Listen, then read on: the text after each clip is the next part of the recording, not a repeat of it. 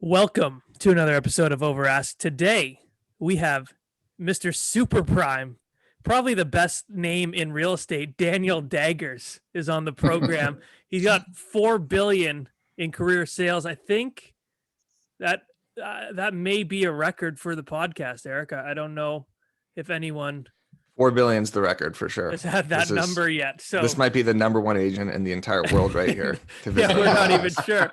We're not sure. Daniel, thanks so much for being on. How are you? My absolute pleasure. Yeah, I'm delighted to be here and I'm good. Thank you very much. I'm good in the hood. Amazing. So what we always do to start off is we say, for people who don't know Daniel Daggers, who is he? Quick elevator pitch of who you are and what you do. I'm a real estate agent that started at the age of 17 with no hope from my education. And I worked in a small business for 10 years, then moved to a big business and started to deal with some of the wealthiest people on the planet and the most expensive properties you can imagine. And then I became the American ambassador. So I went to the US and back and forth for that big business to create ties and link the ultra high net worth community between North America and the UK. And then I traveled overseas quite a bit in support of the ultra high net worth and give them advice globally on their, let's call super prime real estate, so any properties over 10 million pounds. And I was rubbish at school and I wanted to be a professional soccer player. I should be saying football, but I am unbelievably dedicated and passionate about our world of real estate and agency in particular. And that's it. That's me. So you started at 17? Yeah, I was about 17 and a half, I think, when I started. So the soccer dreams died in your teen years? Look, firstly, I'm Jewish and really not built for sport. Okay, join the club. We're built for real estate, eating, and talking. That's probably what we're built for. Exactly. Now, I knew deep down that the soccer thing wasn't going to happen, even though I was talented and I was happy to put the work in. I just didn't have the physical attributes, and probably I wasn't prepared to put my body on the line. And that's probably because I come from a place of a little bit more comfort than a lot of the kids that have to make it.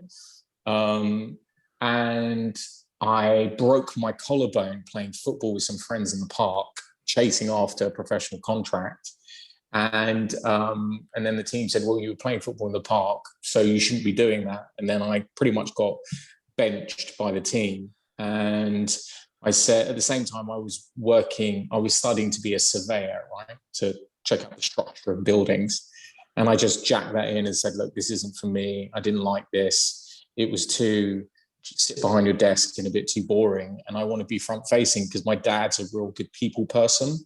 And I saw that in him. He was a kitchen designer and like fitted kitchens. And then I thought to myself, well, I need to become an estate agent probably, or just get any job. I applied for like a Foot Locker role in a UK business and I didn't get that. And then I studied business the year before.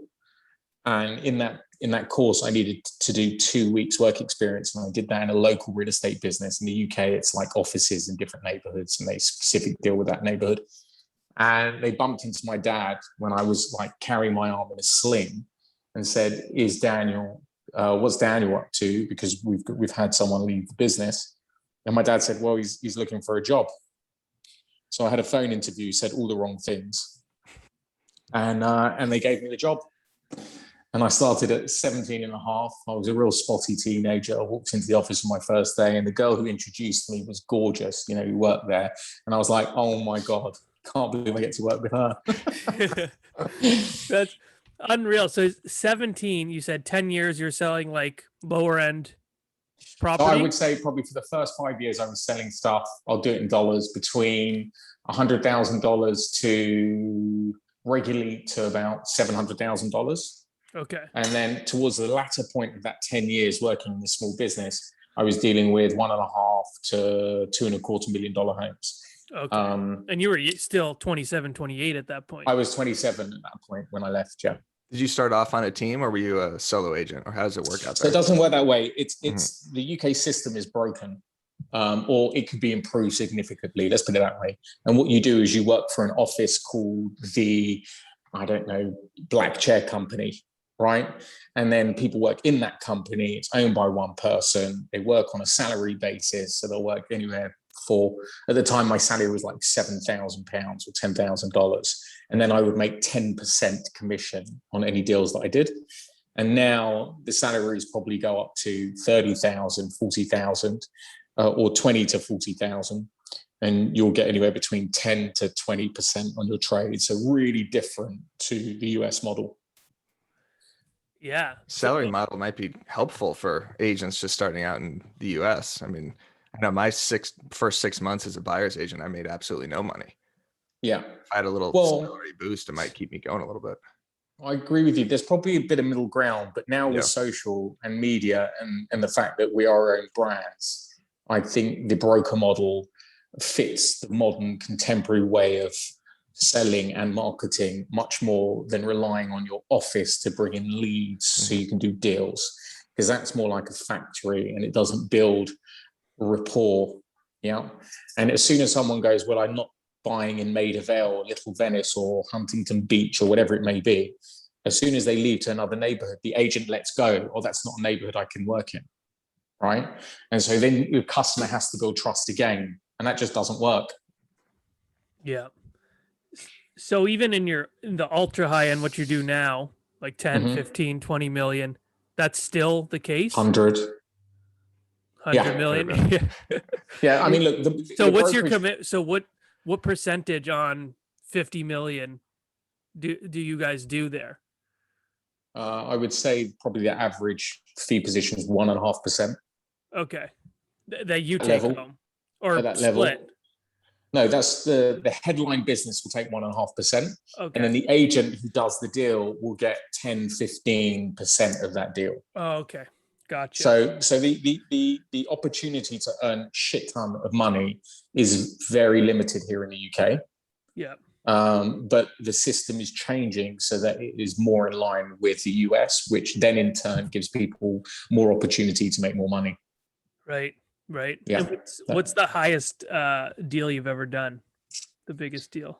I think it was about $102 million. That must have been. But we were just involved with one with over 100 million pounds, so 120, 130 million dollars. And that's just a whole different. I mean, a lot of people say we kind of met first on Clubhouse, and a lot of people talk a bunch of bullshit on there, and they say, it's all the same whether you're selling $100,000 home or a $2 million home, but there's got to be some difference when you get to 50, 60, 70 million.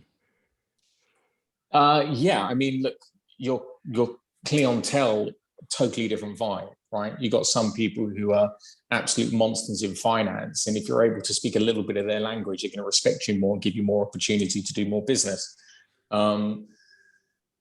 Language is totally different. Yeah, language is different. Negotiation is different. Marketing is different. Everything's different. Right. How much would you spend on marketing for a property like that? Well, it's difficult. I keep saying that, but a lot of the deals we do here are under the radar. Okay. Right.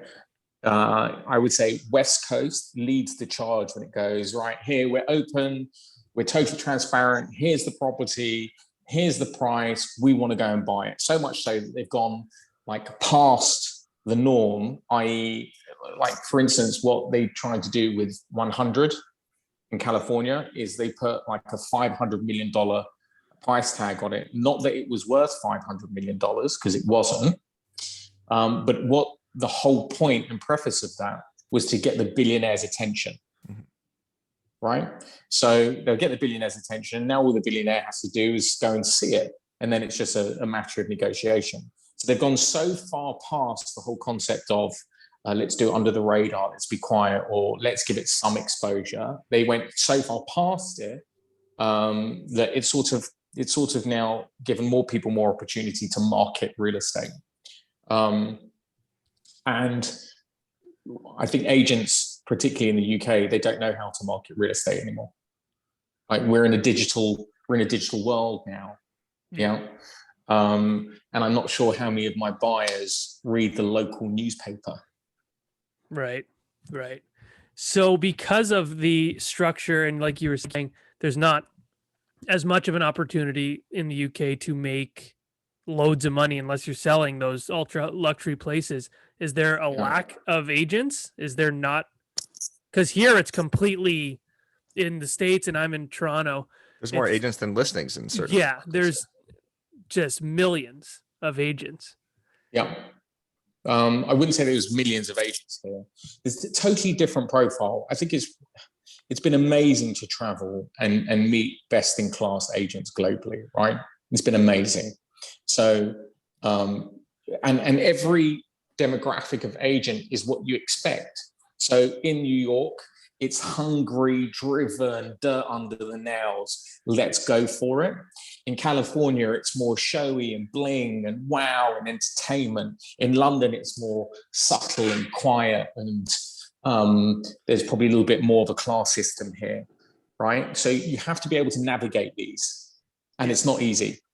Right. It's not easy.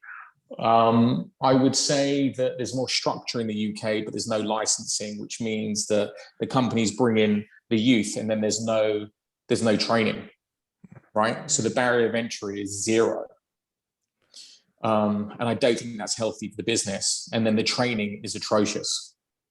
Yeah. Similar to how it is here, I would say, depending on what brokerage you join. But the barrier to entry is just passing the real estate exam and essentially taking like an 8-hour crash course. And then your license. Dude, at least you've got brokerage. That. You've got that. We don't even have that. No crash course or no? Zero. Yeah. I mean, and all that taught us was like real estate definitions. But I think, there's a reason 87% of agents fail after the first 5 years here also is because the barrier to entry is so low. And then you just have a bunch of agents just kind of running around with no training, not knowing what to do. Yeah, I think that the world's slightly different now because of digital. Yeah. And the customer acquisition is different, right? Like you guys can speak to hundreds of thousands of people a week. Someone might like you because you've got a moustache and you're really fucking funny.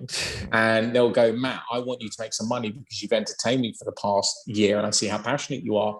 And Matt goes, sure, no problem. I'd be delighted to help. He runs a search over whatever it is you've got there, the platforms, and goes, right, let's go out and have a look at some real estate. And then you end up going to buy something. Previously there was a barrier to entry when it came to marketing because you'd have to go into the newspapers or you'd have to afford to be able to list your real estate to go and get a customer. Those days are no longer the same. Yeah.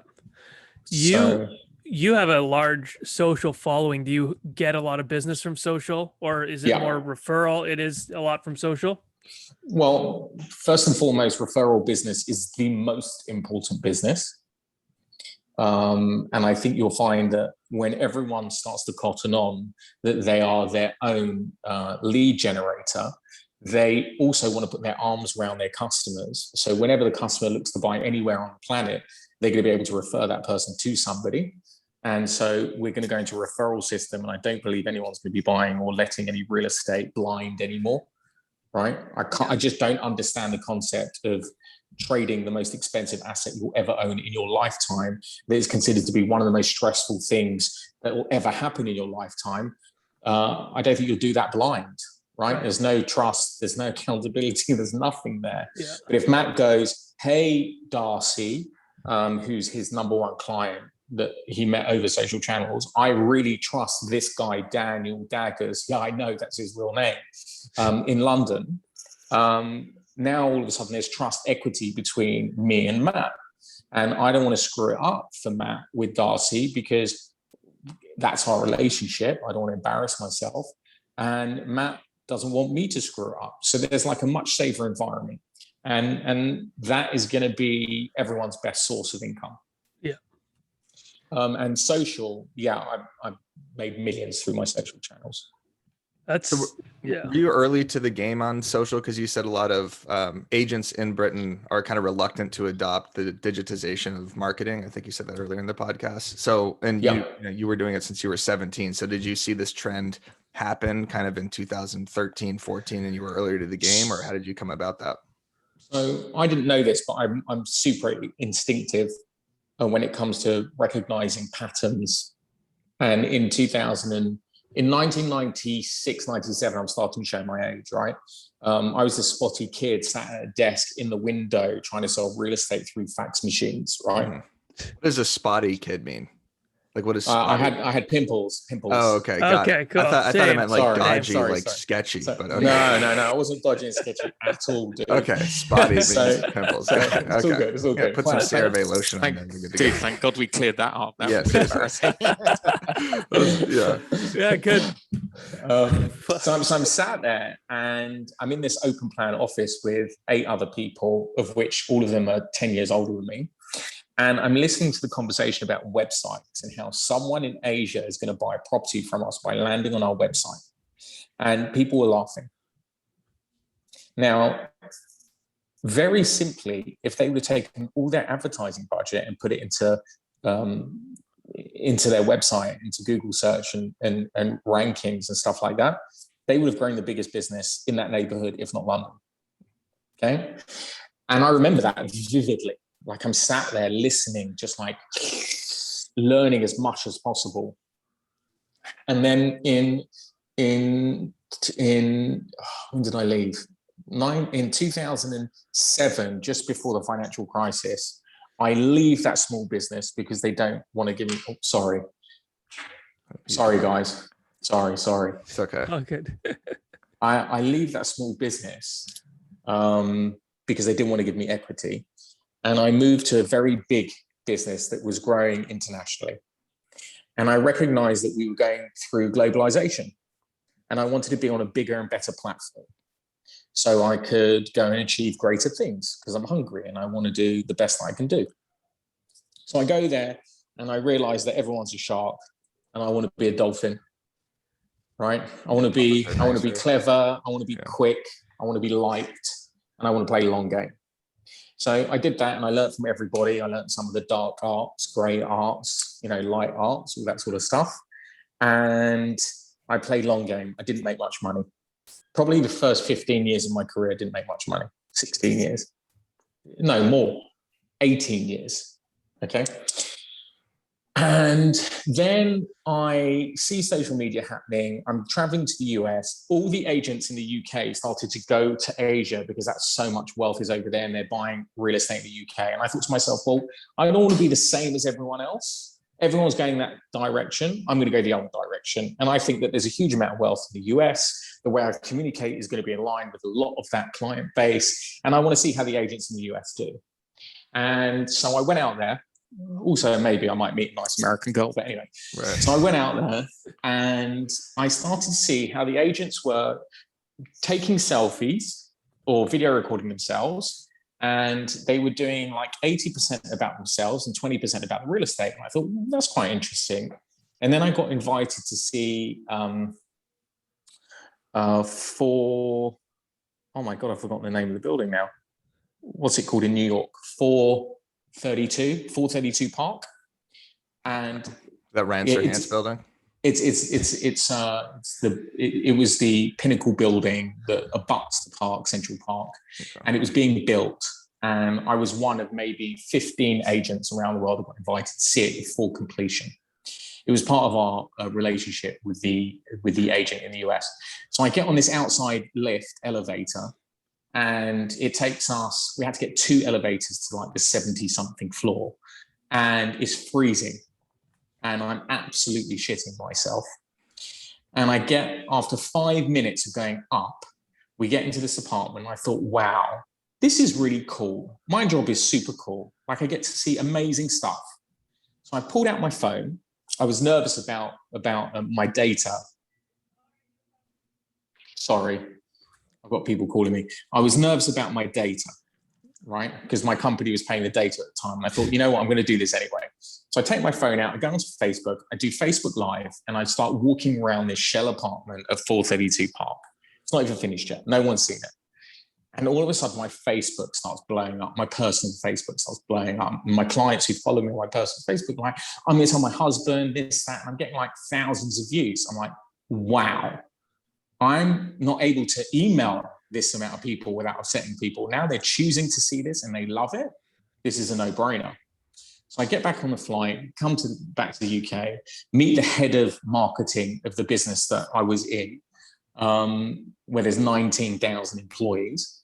And the head of marketing, I said, look, we need to do this. There's something I need to do here. I need to set up my own social handles. So I do that with her help, and I get a huge amount of hate. From other agents in your office, or from just everybody? Everybody on social. Yeah, look, you got a lot of people that I wouldn't say haters like people who didn't know me. I would say people who knew me. Right. Right. Like they thought it was like inauthentic what you were doing, or they thought it was an ego trip. Right. Okay. I am totally authentic.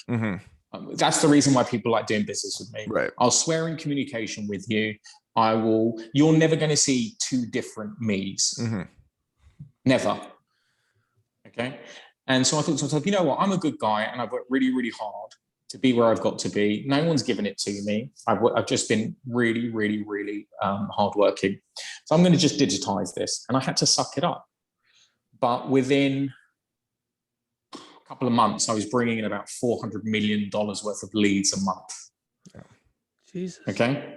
And I was referring it through the business. So they were making a shed ton of money out of it. And I knew it worked because the first time I put my face on camera was petrifying, by the way. Like, I'm walking up and down the street, so many times to get it right. You guys know what it's like. Yeah. And you just can't get it right. It is what it is. So it was a winter's day, and I was about to go and look at some properties with a client of mine who'd bought already through me. So I put my phone to my face, I suck it up, and I say to the phone, right, it's Saturday morning. Good morning, everybody. I'm about to go shopping, looking for a house in St. John's Wood with a client of mine who's bought a home before. We're looking between 10 to 20 million pounds. I'll see you soon. Bye. And I put the phone down. Instagram stories.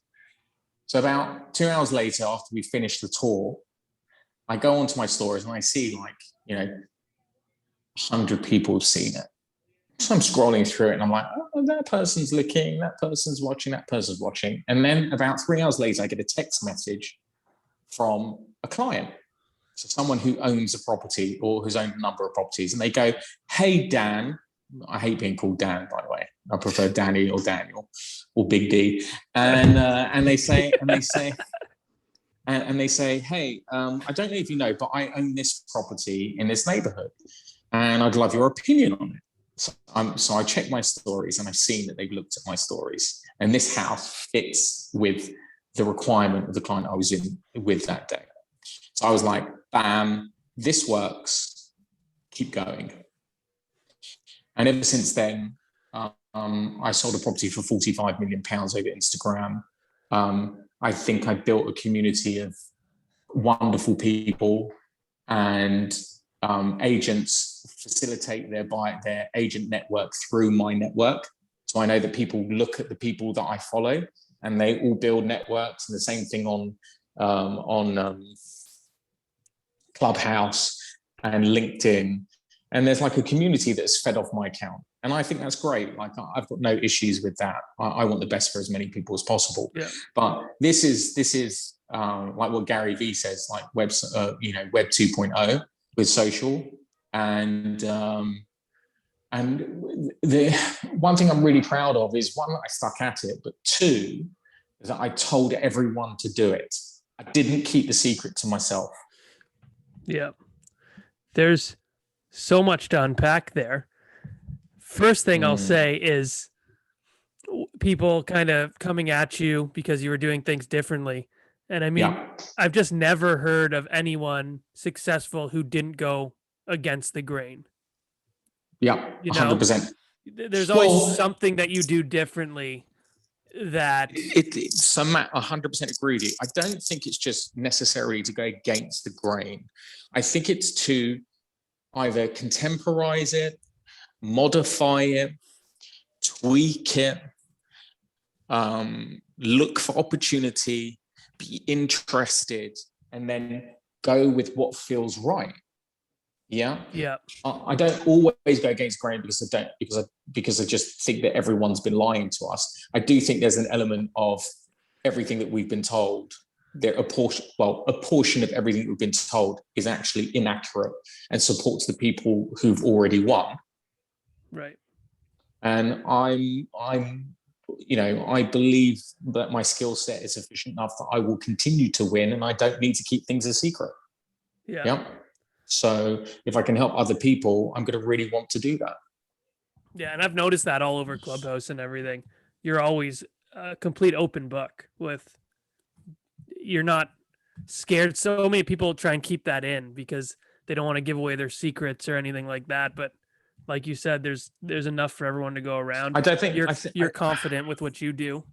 Yeah, and so I don't think, forget about like client secrets. Of course, I'm not going to share my client secrets. Yeah. But like secrets and skills for brokers and agents around the world to do well with, if I don't tell them, someone else will. Right? Yeah. Someone else will. Someone else is going to say, well, I know that if you do this, you can do really well. Right? So I might as well be the first person to say it. Why not? Why not? The other thing is, you said about 16 years in the business, you weren't making like a ton of money. I was hardly making any money. So what made you stick with it? So it wasn't really till that trip to the States where you started making some serious money. No, it wasn't that either. I started to make serious money when I went on my own a year ago. Oh shit. Okay, so the system in the 4 UK billion just happened doesn't. Fast. 1 year, 4 billion. Holy fuck! No, oh my god. Don't get carried away with the headlines. No, look, in our first year of trading during COVID, we did 200 million. Okay, and the UK is different to Canada and the US, or certain parts of Canada and the US, because we are dominated, or the market is dominated by foreign capital. And if foreign buyers can't come to the UK and London, then it really kills the market. So we were a little bit hamstrung, but we did deals for people where they bought real estate. We just did a deal for £12 million for a royal family member. We bought the property blind from us on my say-so. We sold a penthouse for 6.5 million sterling, so $8 and $9 million blind. We rented a home to somebody for £17,500 a week, so $22,000 a week to someone without them seeing it because they trust my word in it. So, but in terms of making money, you don't make much money in the UK because the system allows the bosses to make the money. Okay, right. That's changing. Where did Mr. Super Prime come from? Mr. Super Prime is, I got so much hate for that, but it was a brilliant move. This is in his Instagram profile, by the way. I love it. The name Daniel Daggers as itself is like a secret agent. It's enough. It's incredible. Yeah. So it's funny. The best thing about me is something I had nothing to do with. Right. Right. Like, the Mr. Super Prime thing was this decision. When you're a single guy and you go home alone, you got more time to think about stuff. So what happens is that I was home alone and I recognized that I was talking about Matt. And then I would pick my phone up and Matt would be there. And then I started to hear that all the tech companies and the iPhone started to listen to what you were talking about, and then and then you would be present on the phone there. So I thought to myself, okay, so I work in the super prime sector. If people aren't talking about Daniel Daggers, then I'm not going to pop up. But if they are talking about super prime and I am hashtag Mr. Super Prime, I'm more likely to be on their screen when they pick up their phone after talking about super prime real estate. It's genius. That's fucking genius. Yeah, I've never heard anyone use a nickname like that before to hack the algorithm. We're not even hack the algorithm, but just get into, just like you said, whenever you mention a product or something like that, it pops up on your phone 2 seconds later. Well, so I mean, that's like very strategic. Yeah. Well, yeah, I mean, I love strategy. Right. Like I'm doing stuff now for 3 years' time. Mm-hmm. I'm never playing like everything I'm doing today is because I played the game 2 weeks ago, a week ago, 5 years ago, 10 years ago, right? Yeah. And so the game that I'm playing today is in 2 years' time, in 3 years' time, in 2 weeks' time. And that's pretty healthy, right? It's like a chess match for you. You're always a step ahead. Well, it's not about being a step ahead. Yeah, I mean, it's important to be a step ahead, but I like being really creative. Yeah. I know that I'm not the smartest person in every room that I walk into, right? Most of the time, firstly, my clients are much smarter than me. And there are people out there that are much smarter than me. But if you recognize patterns and you're prepared to play the long game, you will eventually beat the market. Yeah. You just have to be prepared to recognize patterns. Right. I think it's super important to play to, what your Good at your strengths are. 100%. Because like you said, you can't go in thinking you're the smartest. Because you're not, I'm not, none of us, no one's ever really the smartest. You can't ever go in thinking that. You play to your strengths and you know who you are. Just like you said, you're super genuine. You know exactly who you are. And that's why you get your business. Yeah. Who do you think the smartest person in this room is between us three? Have no idea. Matt? Eric uses the biggest words, I think, but Daniel has sold $4 billion in real estate. So. Right. But they say that that you have to be very intelligent to be so successful at comedy, right? There we go. Exactly. So you should put like genius in your Instagram profile, Matt, or a mustache or something like that. So whenever anyone talks about like mustache, Mr. Mustache, genius, Mr. I need to say theirs. No, but like I like the fact that we're having a joke about it. But like, if you're really, really serious about it, yeah. If Matt works in a certain neighborhood, he should be Mr. whatever that neighborhood is. Mm-hmm. Yeah. The only problem with doing that is that if you ever move, you can no longer be Mr. that neighborhood. Yeah. Well, that's why Super Prime's so good, because it's a whole market. Right. It also sounds like a transformer or something like that. Too. Oh, it sounds incredible. Yeah. It's just everything lined up with Daniel Daggers, Mr. Super Prime. Of course I'm fucking using you. There's no fucking but so you were doing this for 16 years, not making a ton of money. Did you ever think about moving exclusively to the States or Canada? Because I feel like you'd crush it there. Yeah, the accent game plays hard in America. Yeah, I know. This guy behind me in the office was cold calling with an Australian accent and hit every appointment. And I was just immediately the second he picks up the phone, it was guaranteed appointment. Yeah, listen, I hope he knows his USP, right? That's a real unique selling point. Exactly. I have always flirted with the idea, but if I walked, well, firstly, I don't think I'll ever do it. Mm-hmm. Secondly, if I were to do something like that, I would leave the 22,000 people that I've communicated with over the years, that have built trust with over the years, that have executed business with over the years behind. Right? Even though they would follow me over my social channels, I would still be able to communicate with them.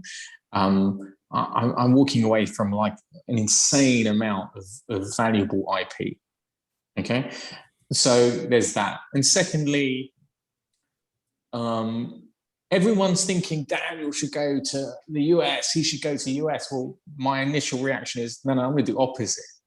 Yeah. All right. Okay. And what I mean by that is brokerage is here in the UK. Is here now. Okay, I created brokerage because it became about Daniel Daggers. And if it's here and the big businesses recognize that brokerage is the way forward and it's all about the power of the individual, then I'm in a really good place. Yeah. Yeah. Having this concept of asking a business to sell your real estate when an individual can do it for you now, there's so much more efficiencies with that, right? And much more accountability. So I love the US. I love Canada. I met a few of the brokers in Vancouver. I love the entrepreneurial spirit. I always say that when I speak to people from North America. I just think that they're so fucking cool. And I love the fact that they just don't give up necessarily. And they keep going and keep going and keep going. They've got this just insane hunger and the mentality of the agents or brokers is brilliant, and they would kill it here if they wanted to try it. I feel like our accents to you aren't so nice. You guys got it. You in Australia, like a Canadian accent fucking sucks. Like, yeah, but everyone loves Canadians, dude. Oh yeah? Yeah, everyone loves Canadians. Yeah, Canadians are kind of universally liked, nice people. Yeah. Cool. Yeah. Matt had no idea. Okay. Yeah. Maybe I'll come. It's your first time ever talking to a non-Canadian. Yeah, I don't know. If you ever do move to the US, you could live right here in my guest room and we could learn from each other and play Awesome. chess. That sounds good. Is there a bunk bed there? Or, no, there's no bed. Literally just a sleeping bed. bag in the corner. Yeah, it looks like a prison blank cell, room. like you said. Yeah. There's nothing in it. Right. So before we wrap up, I just want a couple more questions. So you have your own brokerage or your own team or both? It's both. You don't have a brokerage per se here, albeit the brokerages are now starting to stick up here. Okay. And how many people are on your team? Upstairs in the past year and 2 months, upstairs we have now 12 people, of which there are 3 brokers. Okay. And Alex is one of them? Alex is one of them. Okay. He's a good kid. He's doing great. I like the social stuff he's doing as well. Okay, good. You guys are having fun together. It's cool. I like seeing both of you together. It's funny. Yeah, he's a good kid. But if you will look at like the metric of there being 3 agents or 3 brokers and 9 supporting staff, we're building something different. It's not just a real estate business what we're building, like a brokerage. I'm planning for the future. I love that. Didn't Steve Jobs say we don't want to do it better, we want to do it different? Different, yeah. I love that, and that sounds exactly like what you're trying to do. What, Eric? No, nothing. Okay, I'm a big quote guy. You know, Yeah. I don't necessarily like every real estate agent turning into a fucking motivational speaker every day on Instagram, but a good quote sticks with me, you know? Yeah. But that's amazing, man. That your journey is very different than what we've heard. It's very cool to hear. Yeah, I mean, I don't really look at it that way, to be honest. Like I'm living every day and doing what I really like doing, and whatever the result is the result. Yeah, I'm not that $4 billion man. I see myself as that guy who's got a great skill set that can execute business for you, right? And if you want to go and buy something really expensive anywhere around the world, you probably want me on your team. Agreed. That's it, right? And also, it's also not just that, but if you're looking to buy or sell anything really expensive anywhere around the world, I know the best people for it. Yeah, you've networked and made those connections over the years. Yeah, the $4 billion man is a pretty sweet name too. That's kind of sweet. That's he's like real life Iron Man. Yeah, this is like incredible. Do you have a life coach or a real estate coach? Everybody that we've had that's been insanely successful seems to have some sort of either mentor or life coach that they're talking to consistently. So we wanted to ask you that. Or are you? No, I wouldn't say I was a life coach. I've got really strong feelings towards how a good agent should really live their work life. Yeah. Mm-hmm. You want to be great, you need sacrifice. You have to be unbelievably committed. You have to work harder than everyone else, faster than everyone else, and learn quicker than everyone else, and be a people person and understand digital. Like all these things are vital, right? If you just want to get there mediocre, it's just not going to happen. I said to Alex when he joined the team, is red pill, blue pill. If you want 0.0001% life, right, then you have to be prepared to do what only 0.0001% of the people in the world are prepared to do, the estate agency business is prepared to do. And I've worked my absolute nuts off. I mean, I don't know anyone who's worked harder than me. That's a Matrix reference, Matt, just so you know. Yeah. I know you haven't seen I can't wait for their next movie to come out, by the way. But I don't have a life coach. I don't have a business coach. I love learning from people. I will never sit in a room and not learn from somebody. It just won't happen. So I worked in very professional environments and learned from everybody. And so I've just adapted to what I've learned. But I will probably bring out a training course for real estate agents because I've sold the £60,000 studio flat and the $100 million home. I've done the journey. It's taken me decades. I haven't cut any corners. And therefore, I have a huge amount of empathy for everyone who's out there trying to make it.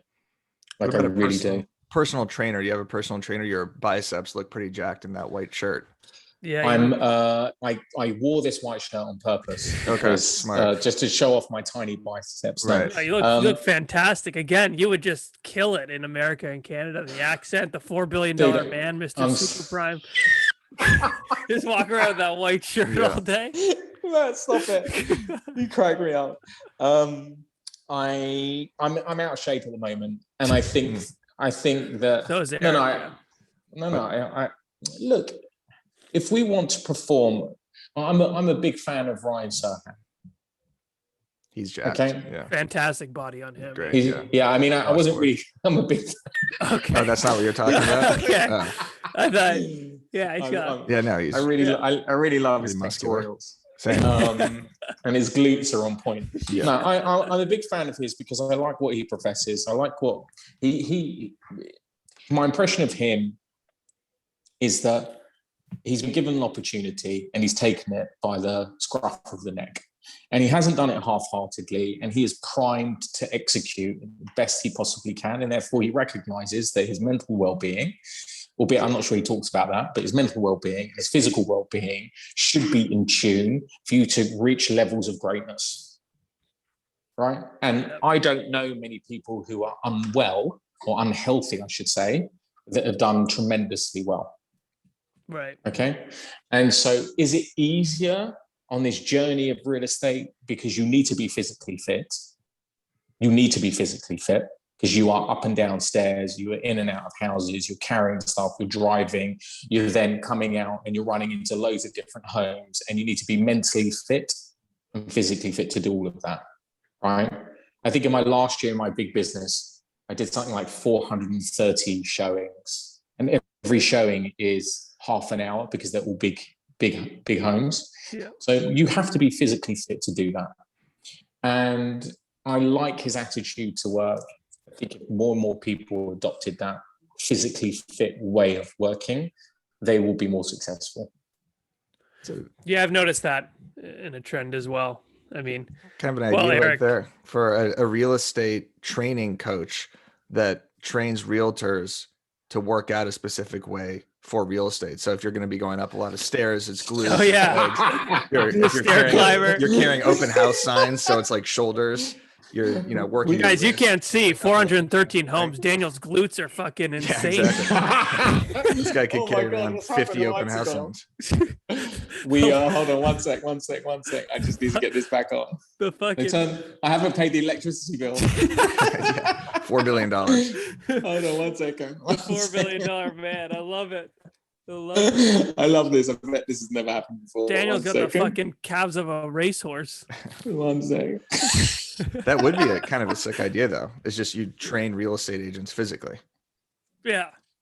Well, I and then there was like, I did this like piece of this house that my client wanted a piece of video content with me showing the house.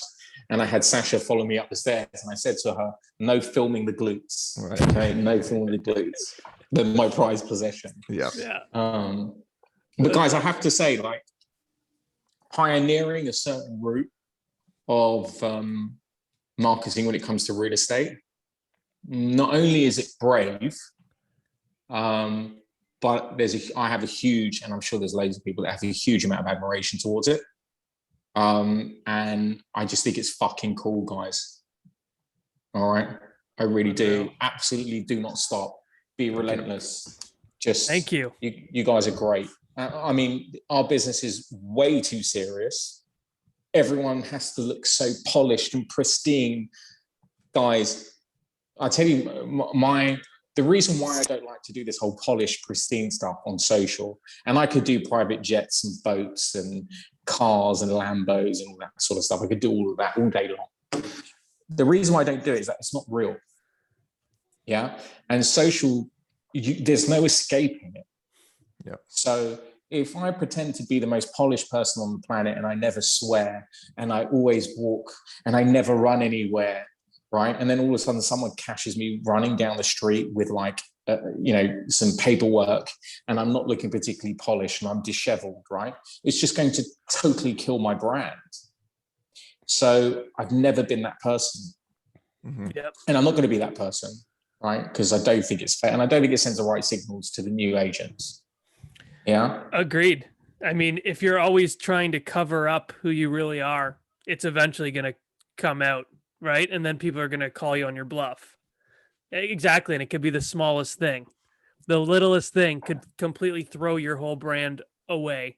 Yeah, Because you're acting a 100%. certain way. Yeah. I mean, look, I've traveled the world with real estate, and people bump into me in the US, in Canada, in the airport, and they go, oh, some people go, oh, you missed the super prime, aren't you? Right.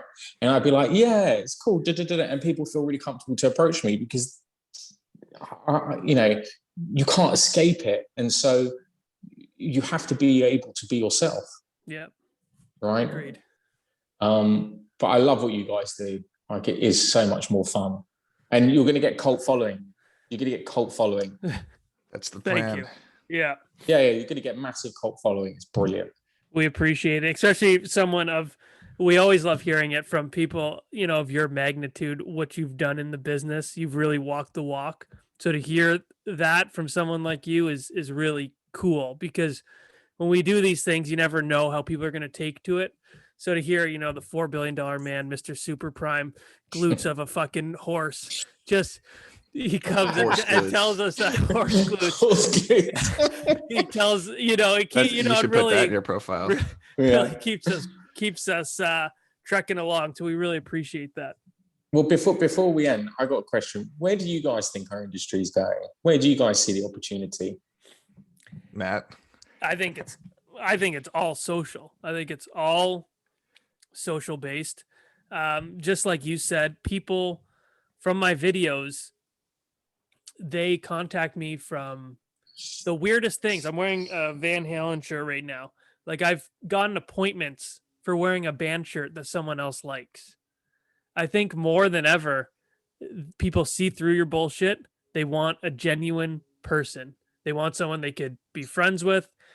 And people always say, oh, well, you can't do business with friends, this and that. But I always say, you want to do business with friends because, when you're leaving for the club one day and you have a stranger there and a friend there, and you have a big piece of fucking spinach in your teeth, who's going to tell you got spinach in your teeth? Your friend, right? And that's the same with pricing a home or being honest. And that's how I approach everything. So now my referrals are going up because I'll leave a house, I just left a $2 million house.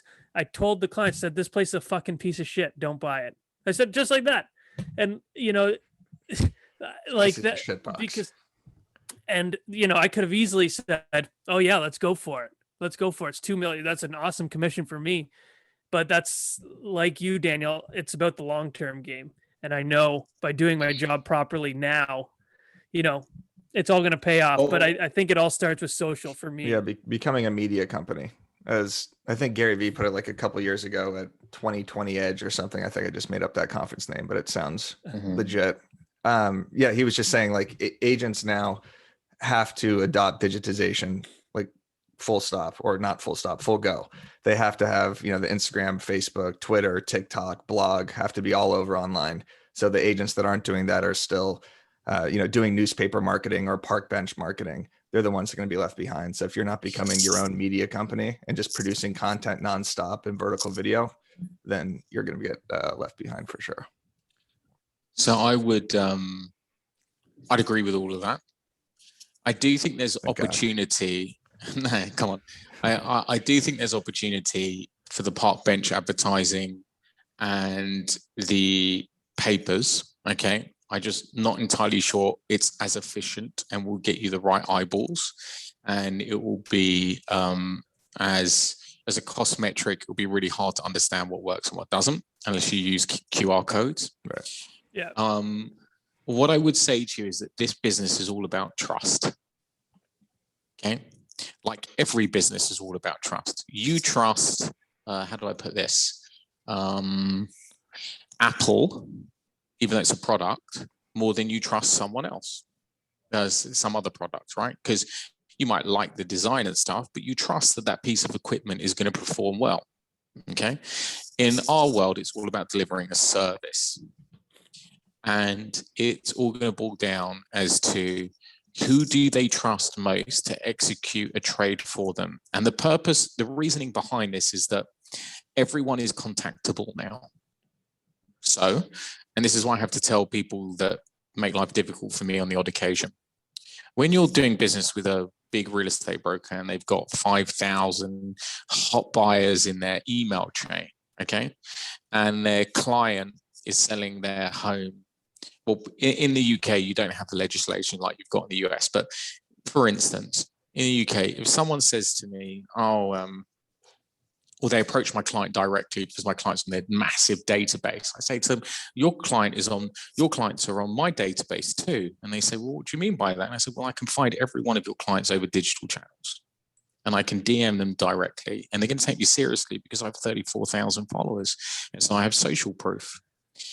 So what's happening is that because people are contactable, they're going to become even more private. And what I mean by that is they're going to say, I only want you to speak to Matt or Eric. I don't care what you think. Speak to Matt or Eric. And that will be for them selling their home, buying a holiday home, buying their kids' apartments in New York, buying a place in Ibiza, buying a cool pad in London. Because Matt and Eric now are global agents. They are global agents from their digital platforms. And this is going to be a really interesting space. Yeah. Okay. This is what it's all about now. It's an amazing opportunity. So Agreed.